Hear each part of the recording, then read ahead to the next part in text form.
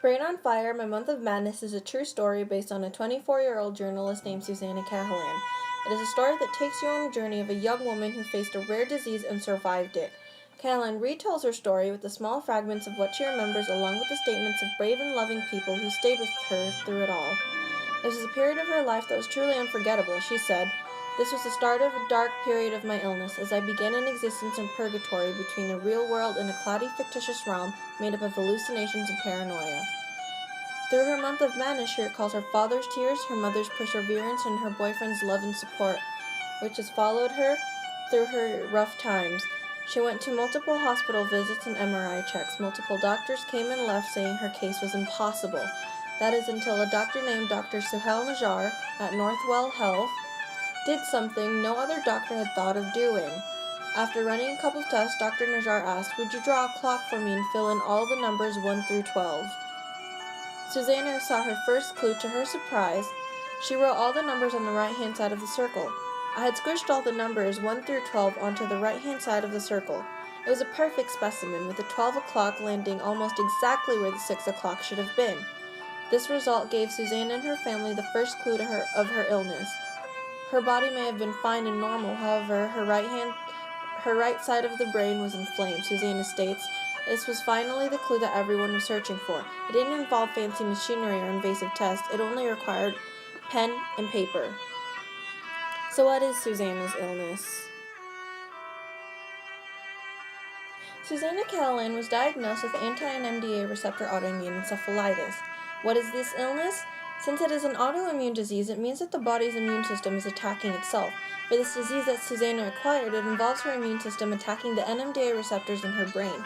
These receptors are proteins, and they control electrical impulses in your brain.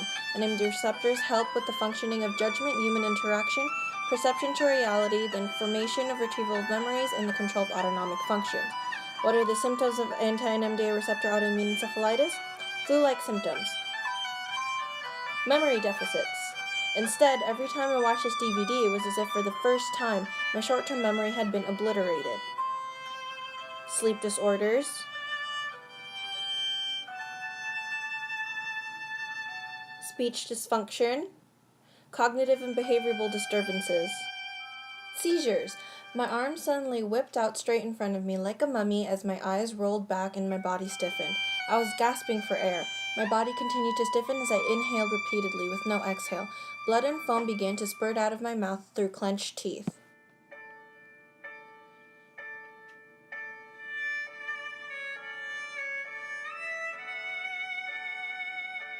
Movement disorders. I extend my arms straight out again while he speaks, but my hands are bent downward at the wrist as if held up by strings. Autonomic dysfunction and central hypoventilation.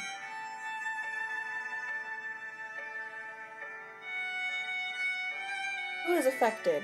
Young adults and children are mostly affected. There have been people, however, that have been diagnosed in their 80s, and females are 4 times most likely more susceptible to becoming affected rather than males. How is anti-NMDA receptor autoimmune encephalitis diagnosed? A test on the spinal fluid is more accurate than one on the blood. Nevertheless, if the blood test proves negative, it is best to check the spinal fluid to confirm it. You can also test for it using an MRI. What is the treatment? The patient must be monitored by a team of doctors, nurses, and other health professionals.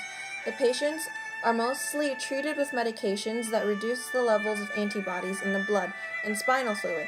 These patients should use corticosteroids, intravenous immunoglobulin, antibodies from donors that bind the host's antibodies, and plasmapheresis, which filters antibodies out of the host's blood.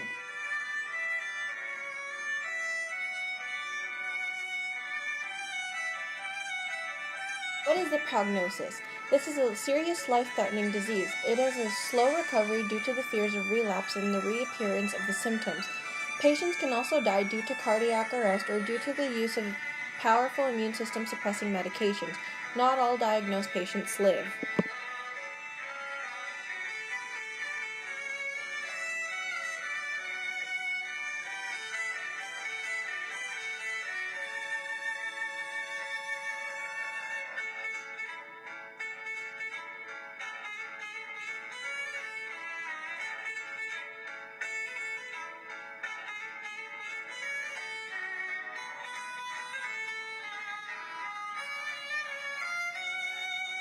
Rain on Fire is a phenomenal book that made me cry so many times.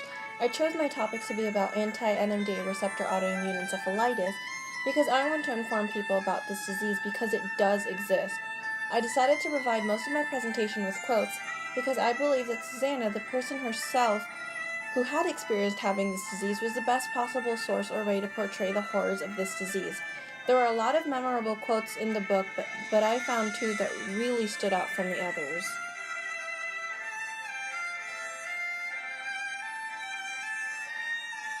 When we got back to my room, he suggested a motto to keep my mind on the silver lining. "What is the slope of a line?" he asked. I looked at him in silence. "It's positive," he said with his forced optimism, angling his arm upward to show a slope. "And what does positive mean?" Another blank look. "It means we make progress every day." "She's still in there," Stephen said. "I can see her. She's still there. I know it." "I agree, and that's who we're fighting for. None of the doctors and nurses see it, but we do," my dad said. "And we have to remain strong for her." Agreed.